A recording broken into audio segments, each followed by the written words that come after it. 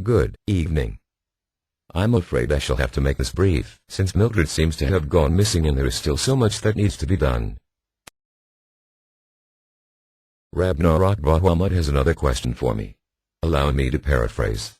The question is, if you have never been alive, then why do you have a bullet hole in your head?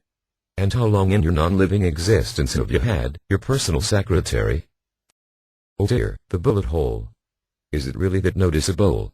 I had hoped the prosthetic sheep eyes would give me a sense of vitality, but oh well. I'll answer the second part of your question first. Mildred is still fairly new on my staff. Before the population boom or the Industrial Revolution, I found it unnecessary to employ a secretary. Now there are just too many records to keep track of, on my own. She's only been with me a little over a century, but to her, it must seem a lot longer. Time, as I believe I mentioned earlier, does not exist in my country. The amount of work she's done for me already would have taken several thousand years if we were on Earth. As for the bullet hole, it's my own fault really.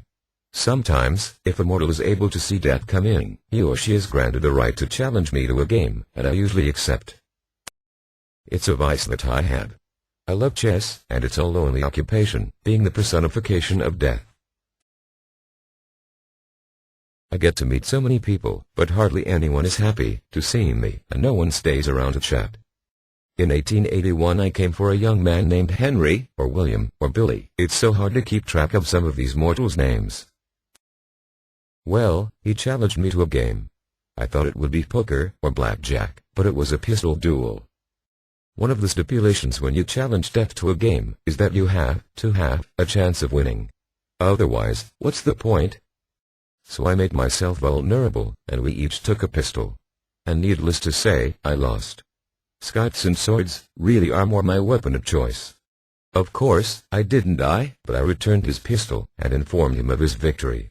To help preserve the timeline, he agreed to change his name to John and leave the area immediately. That was when I realized that it wasn't good to be alone. The next day, in a country across the Atlantic, I took Mildred, and I invited her to be my secretary. Speaking of which, where is that woman? I know she has to be around here somewhere. Next time I will answer Graham Vlock's question about my native language and why I speak English with an American accent. Until then, farewell dear mortals.